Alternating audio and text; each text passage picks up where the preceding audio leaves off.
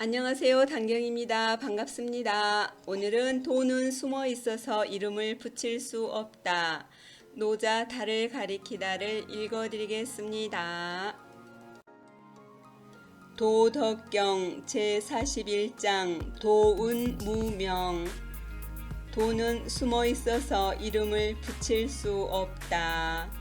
상사는 문도에 근히 행지하고 높은 자지르 선비는 도를 들으면 부지런히 도를 행하고.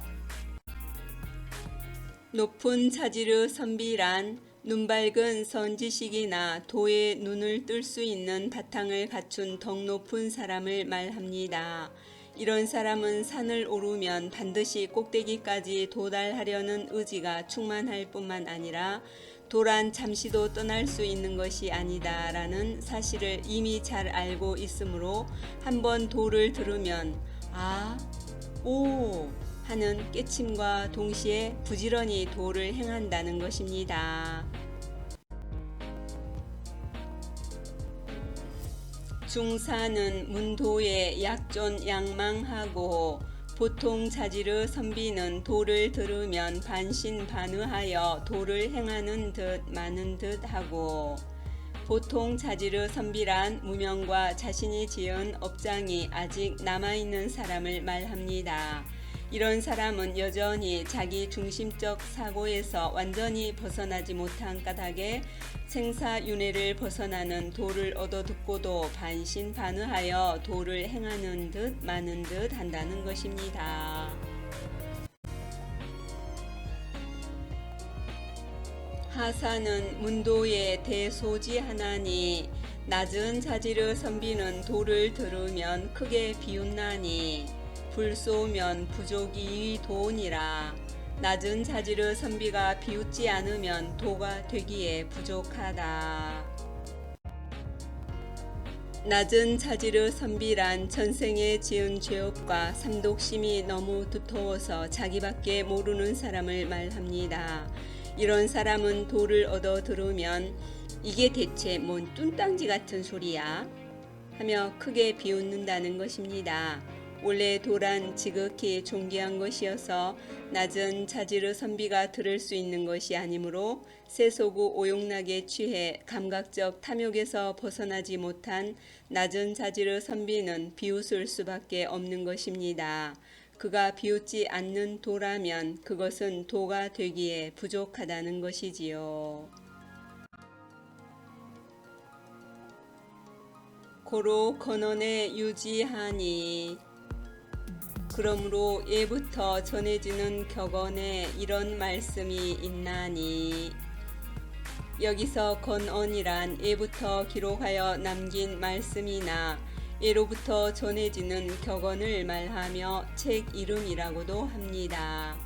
예로부터 어른이나 성현들이 해오신 속담이나 격언 등 삶에 도움이 되는 진리의 말씀들을 모아서 따로 전하여 인용하는 풍토가 있었으므로 노자 역시 다음과 같은 건언을 인용한 것이지요.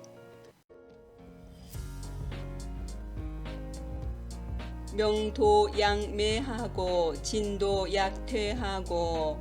밝은 도는 어두운 것 같고 나아가는 도는 물러나는 것 같고.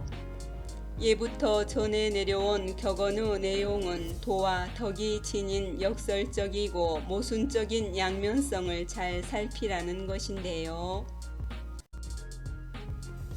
즉 밝은 양심의 길은 언제나 눈앞에 밝게 드러나 있어서 걸어가기만 하면 되는데 모든 사람이 대부분 감각적 쾌락과 이익만을 추구하는 어두운 욕심의 길을 걸어가기 때문에 한 줄기의 밝은 양심의 길이 어두운 것처럼 보인다는 것이지요.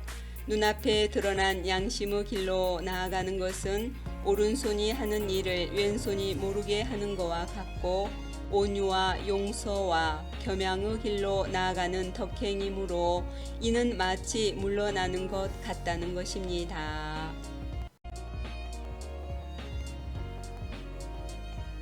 이도 양뇌하고 상덕 약곡하고. 평탄한 도는 울퉁불퉁한 것 같고 최상의 덕은 낮은 골짜기와 같고 누구에게나 부여되어 있는 평상심, 곧 평탄한 양심의 길은 똑같은 결과를 가져오는 것 같지만 똑같이 양심의 길을 걸었어도 사람마다 자신의 갖가지 인연에 따라 좋은 결과를 가져오는가 하면 나쁜 결과를 가져오기도 하는 등 그 과보가 다르게 나타나므로 평탄한 양심의 길이 마치 울퉁불퉁한 길로 보이는 것 같고 또한 만물을 이롭게 하고도 그 공로를 내세우지 않고 많은 사람이 싫어하는 낮은 곳에 거처하는 물과 같은 최상의 선을 베푼 최상의 덕은 실로 자신이 세운 덕에 의지하지 않으므로 이는 마치 아래가 푹 꺼져 있는 낮은 골짜기와 같다는 것이지요.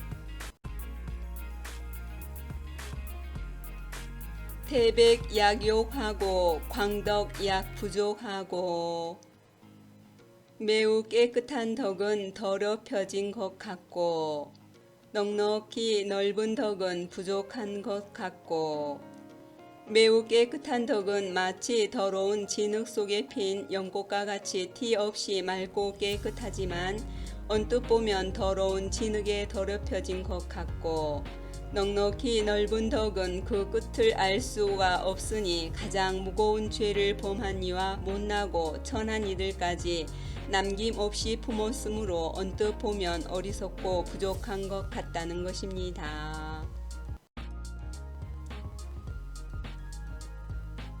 건덕 약투하고 질진 약투하고 모범이 될 만큼 강건한 덕은 구차한 것 같고 바탕이 참된 덕은 변질된 것 같고 모범이 될 만큼 강건한 덕은 마치 한 집안의 가장이 생필품과 시간을 절약하고 검소하게 사는 삶과 같아서 그 꿋꿋한 소신이 언뜻 보면 구차한 것 같고 바탕이 참된 덕은 마치 누가 오리를 가자고 할 때 심리를 같이 가지고 겉옷을 달라고 할 때 속옷도 내주는 것과 같아서 언뜻 보면 누군가에게 종속되어 양심이 변질된 것 같다는 것입니다. 그러나 사실은 자발적으로 심리를 같이 가지고 속옷까지 내주는 것은 내가 내 행동의 주인이 되는 것이니 그것은 마음의 바탕이 참되어 변하지 않은 것이지요.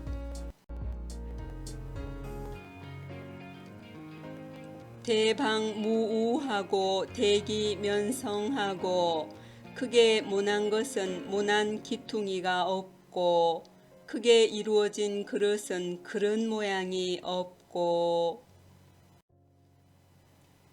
크게 모난 것은 모난 기퉁이가 없다는 것은 방정함이 너무 크면 방정함을 볼 수가 없으므로 방정함이 없는 것과 같다는 것입니다.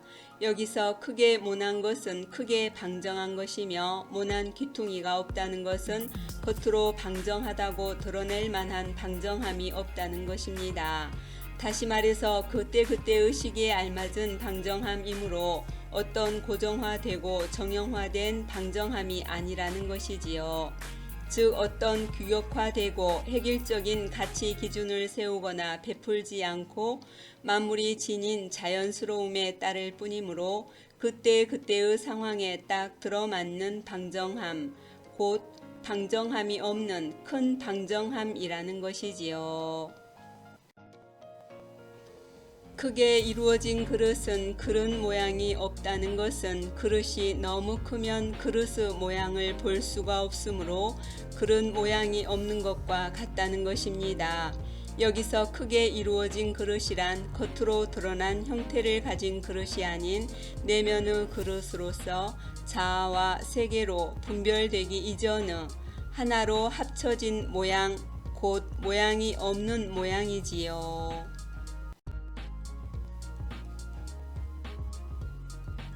대음 희성하고 대상 무형이니라.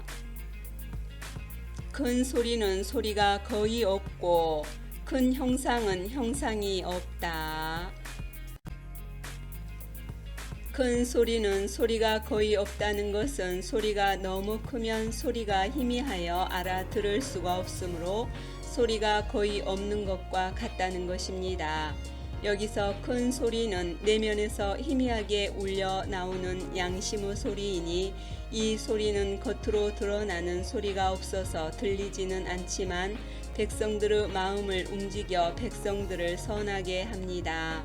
그래서 요 순 우와 같은 옛 임금들은 인심은 오직 위태롭고 도심은 다만 희미하니 오로지 분별이 사라진 순수한 한마음으로 돌아가서 진실로 소리 없는 양심에 귀 기울여라 라는 16신법을 전하였던 것이지요.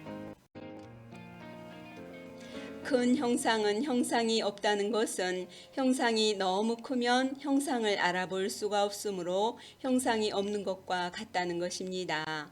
여기서 큰 형상은 허공과 같이 끝이 없는 마음이니 삼독으로 가득 찬 마음의 틀과 형태가 남김없이 무너진 텅 빈 허공과 같은 마음이라야 매 순간 변화하는 현재와 미래의 당면 과제를 해결할 수 있고 즉각 큰 괴로움에서 벗어날 수가 있는 것입니다.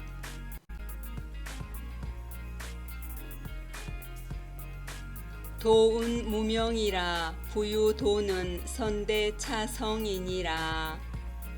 도는 숨어 있어서 이름을 붙일 수 없다.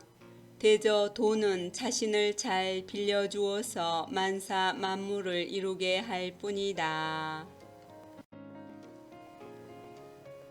도가 숨어 있어서 이름을 붙일 수 없다는 말은 도덕경 제8장의 내용에서 언급한 것처럼 만물을 훌륭히 이롭게 하고도 그 공로를 다투지 않고 많은 사람들이 싫어하는 곳에 거처하는 물처럼 도는 스스로 숨어 있어서 이름을 드러내지 않는다는 것입니다. 다만 도는 흐르는 물처럼 자기 자신을 잘 빌려주어서 만사 만물을 이루는 이로움을 제공하고도 그 공로를 내세우지 않을 뿐이므로 어떤 이름을 붙여서 드러낼 수 있는 것이 아니라는 것이지요.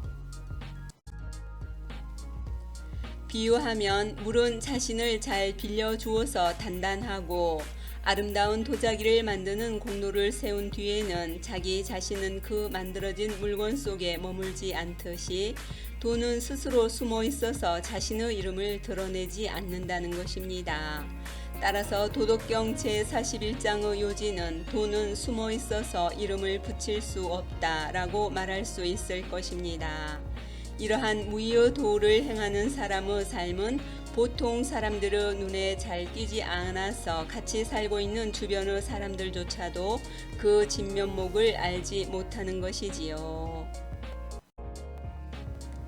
다시 말해서 도란 만사 만물을 이루어 존재하게 하는 근원으로서 천지 만물이 있기 이전에도 있었고 천지 만물이 생긴 후에도 여전히 존재하고 있는 시작도 끝도 없이 원래 존재하는 삼라만상의 본체요 온갖 분별 망상을 떠난 있는 그대로 평상심이요 보려고 해도 볼 수 없고 들으려 해도 들을 수 없는 마음의 길이 남김없이 끊어진 자리인 만물의 시초 모양 즉 주객이 나누기 이전의 혼동과도 같은 공적 영지의 텅 빈 한마음이므로 노자는 도덕경 제41장에서 도는 숨어 있어서 이름을 붙일 수 없다라는 이야기를 하고 있는 것입니다.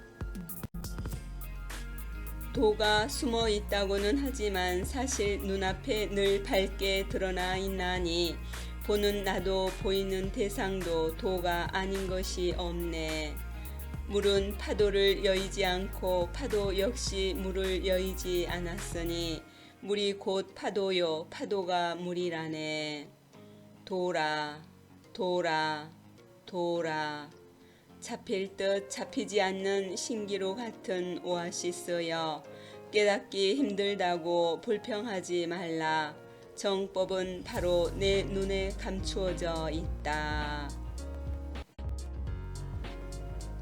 다만 가려서 분별하는 마음 하나 문득 사라지면 텅 비어 고요하고 신령스럽게 아는 자아와 세계로 나누어지기 이전의 혼돈 하나가 눈앞에 밝게 드러나리니 예나 지금이나 그 이름을 아는 이가 없어 억지로 이름 붙여 도라고 하였네.